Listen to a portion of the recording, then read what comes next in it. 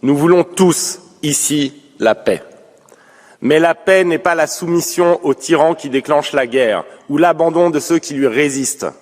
Depuis la victoire de Trump aux États-Unis, nous entendons partout revenir la musique du renoncement et les voix de la capitulation, jusque dans cette enceinte ce matin.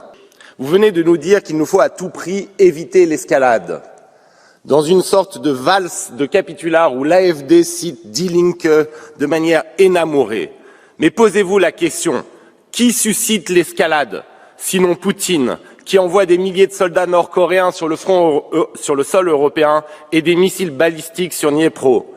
Vous nous dites qu'après tout, sacrifier le Donbass ou la Crimée pour avoir la paix n'est pas si cher payé.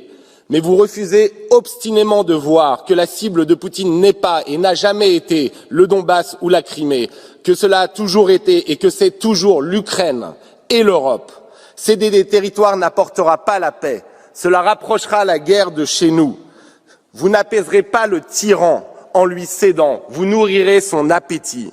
La seule manière d'avoir la paix, c'est d'aider la résistance ukrainienne à défaire la machine de guerre russe. Et la question qui doit nous obséder ici est simple. Le faisons-nous assez?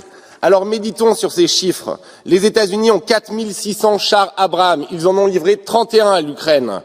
La France a dans ses stocks 194 systèmes de défense antiaérien Mistral. Elle en a livré que 6 à l'Ukraine. L'Europe tout entière a livré plus de 3 fois moins de munitions à l'Ukraine que la seule Corée du Nord à la Russie. Alors je vous pose la question, est-ce à la hauteur du péril auquel nous faisons face? Est-ce à la hauteur de ce que nous sommes et de ce que nous aspirons à être? Dans moins de 2 mois, un président américain n'aimant ni notre continent ni notre liberté prendra ses fonctions et nous serons seuls face à la guerre sur notre sol et face à notre destin. Il n'y a plus une journée à perdre. Nous ne pouvons plus attendre l'unanimité des États membres. Il faut une coalition, des États prêts à agir pour aider bien plus l'Ukraine. Ce que chacun d'entre nous fera dans les jours qui viennent déterminera sa place dans l'histoire de notre continent. Dixit, l'agent de la CIA, Raphaël Glucksmann. Dixit, le type qui soufflait aux oreilles du président géorgien. Je vous laisse aller regarder ce qu'il a fait en Géorgie. Non mais c'est quoi ces types-là? Mais qu'est-ce que tu veux, mon garçon? Mais vas-y, porte-les et vas-y, va prêter main forte à la résistance ukrainienne. Vas-y, toi et tes semblables. Vas-y. Qu'est-ce que t'attends? T'es à Strasbourg, t'es pas très loin.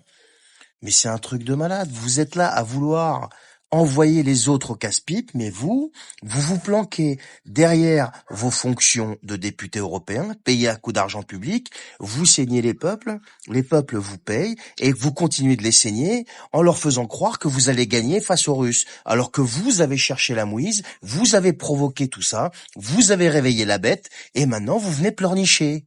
Depuis 2014 et même avant l'histoire de Maïdan, qu'est-ce que c'est? Pourquoi Victoria Nuland a dit ce qu'elle a dit? Pourquoi est-ce que cette conversation téléphonique de Victoria Nuland, qui est claire et limpide, que personne n'a contesté, n'est pas prise en compte dans tes propos? Pourquoi dans tes propos, tu ne dis pas que oui, ok, nous avons foutu la merde, maintenant il va falloir réparer? Qu'est-ce que c'est que ces trucs? Qu'est-ce que c'est que ces histoires? Qu'est-ce que c'est que ce déni de responsabilité? Non mais quand même, au bout d'un moment, Rafi, il va falloir les porter. Si tant est que tu les aies pas oubliés dans le ventre de maman, je sais pas. Mais au bout d'un moment, il va falloir arrêter, les gars. Arrêtez, là, tous ces clampins, là, de Strasbourg ou de je sais pas d'où, là. Ils font. Mais allez-y, portez vos cojones, emmenez toute votre clique, là, et allez vous battre là-bas. Il est hors de question que nos jeunes, que nos enfants, que nos familles crèvent pour vos intérêts. Mais c'est clair et net. C'est clair et net. Arrêtez la provocation. Arrêtez. Ou alors, portez vos couronnes et allez là-bas. Mais arrêtez de nous emmerder avec votre volonté de défaire le tyran ou je sais pas où. La seule tyrannie qu'on connaît aujourd'hui, ça s'appelle URSE, Union des Républiques Socialistes Européennes, point barre. Alors Frexit et vite, qu'on arrête et qu'on en finisse avec cette bande de berlots là, qui nous font une misère pas possible et qui nous emmènent à la catastrophe.